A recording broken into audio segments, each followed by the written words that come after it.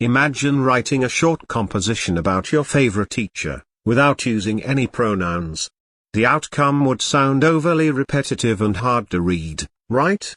That's exactly why pronouns are essential in both writing and speech. In this video, you will learn the meaning of pronouns in English, their types, personal to dummy pronouns, and examples of their use in sentences. What are pronouns in English? Pronouns are words we use instead of nouns in sentences.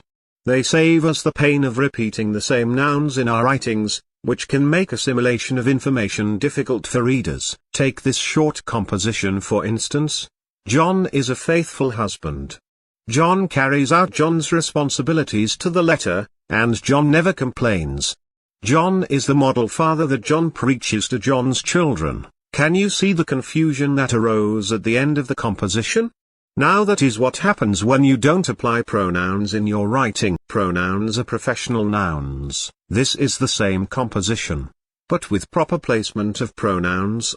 John is a faithful husband. He carries out his responsibilities to the letter, and he never complains. John is the model father that he preaches to his children. Using pronouns does not warrant a complete elimination of nouns in your writings, however, you should use them sparingly. Pronouns are important because they ensure clarity of information, prevent unnecessary repetition of nouns, and aid readability of writings. Functions of pronouns in English. Pronouns perform the same functions as nouns in sentences.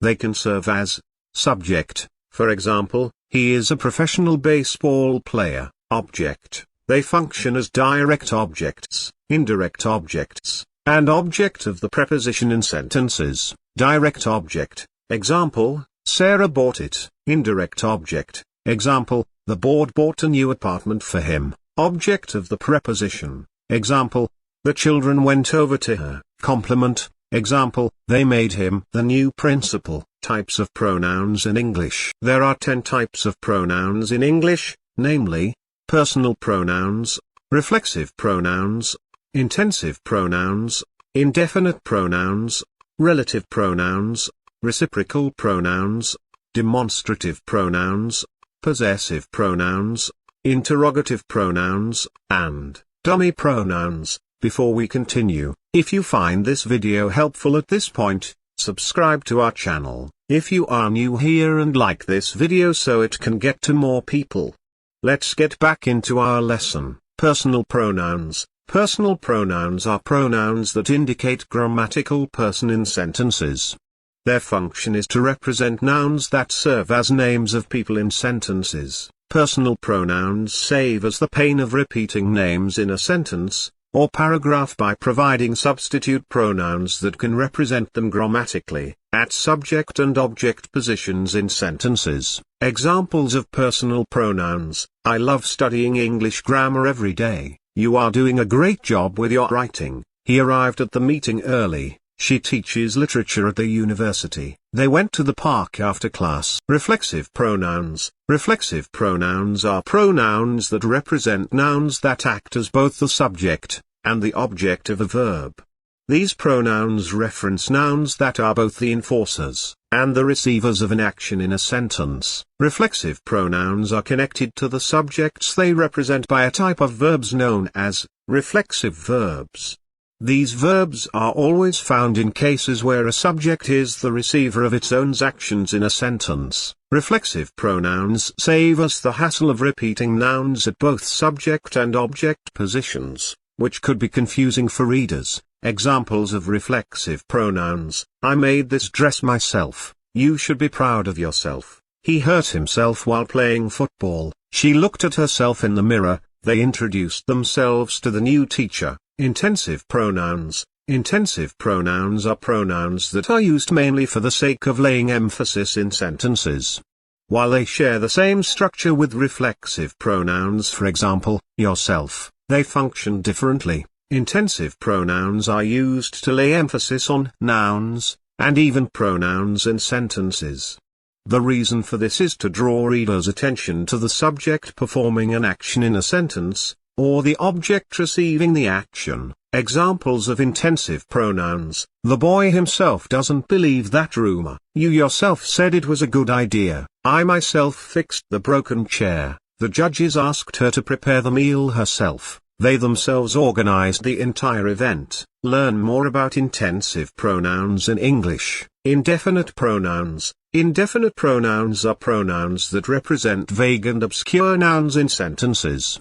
They are the pronouns you use when you are uncertain of who, or what exactly you are referring to in your writing. Indefinite pronouns make vague references because they do not point to a particular person, animal, or object.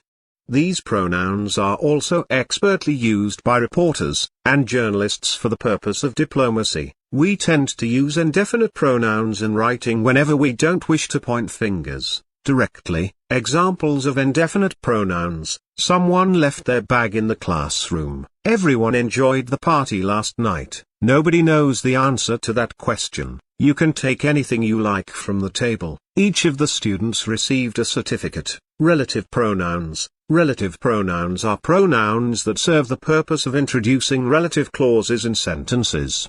They can also introduce noun clauses in sentences. Relative pronouns introduce the two types of relative clauses known as restrictive and non-restrictive clauses. While restrictive clauses are relative clauses that provide information essential to the meaning of sentences, non-restrictive clauses are relative clauses that do not provide information essential to the meaning of sentences. Examples of relative pronouns. The boy who won the race is my cousin. This is the book that I told you about. The girl whose phone was stolen is crying. We saw what looked like a nice place to live. What he said to the Congress remains unknown to the public. Reciprocal pronouns. Reciprocal pronouns are pronouns used in place of two or more nouns functioning as the subject of a sentence. This implies that they represent, at the level of object, subjects composed of two or more nouns. We use reciprocal pronouns in the same way as reflexive pronouns. However, there is a peculiar difference between them. While reflexive pronouns are used for nouns that are both the subject and the object of a sentence, reciprocal pronouns are used when subjects consisting of two or more nouns share a relationship. The relationship they indicate is what sets them apart. The only types of reciprocal pronouns are the following: each other, and one another. Examples of reciprocal pronouns.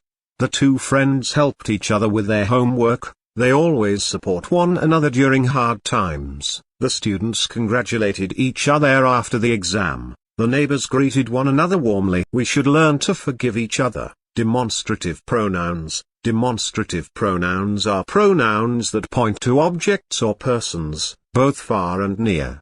They are used to show the nearness or farness of objects or persons to nouns in sentences. Demonstrative pronouns are the pronouns you employ when describing objects that are either far or close to you.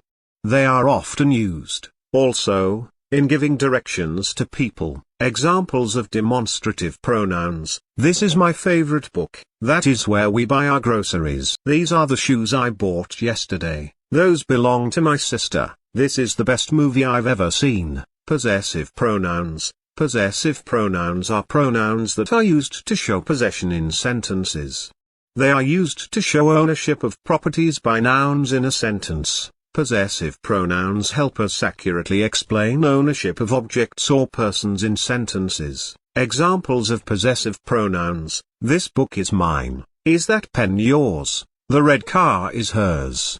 The house on the hill is theirs. The blue backpack is ours. Interrogative pronouns. Interrogative pronouns are pronouns that are used to ask questions or make inquiries in sentences.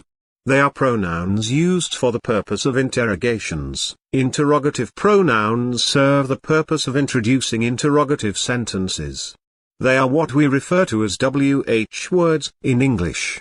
Although they share the same structure as relative pronouns, they differ in function. Examples of interrogative pronouns. Who called you last night? Whom did you see at the market? Whose bag is this? Which of the options is correct? What is your favorite subject? Dummy pronouns. Dummy pronouns are pronouns that do not represent nouns in sentences.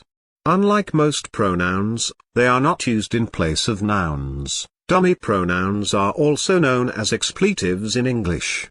We use them as placeholders to ensure that we fill the position of subject in sentences, even in the absence of nouns. There are only two types of dummy pronouns in English, it and their. Examples of dummy pronouns: it is raining outside, there is a book on the table, it seems that he's busy, there are many reasons to be happy. It doesn't matter what they say. Words that serve as substitutes for nouns in sentences are known as pronouns. There are 10 types of pronouns in English, which include personal, reflexive, indefinite, intensive, relative, dummy, reciprocal, possessive, demonstrative, and interrogative pronouns. Understanding pronouns will better inform you on how to use them effectively in writing, to avoid confusions in expressing yourself. Want to get notified first whenever we release a new video?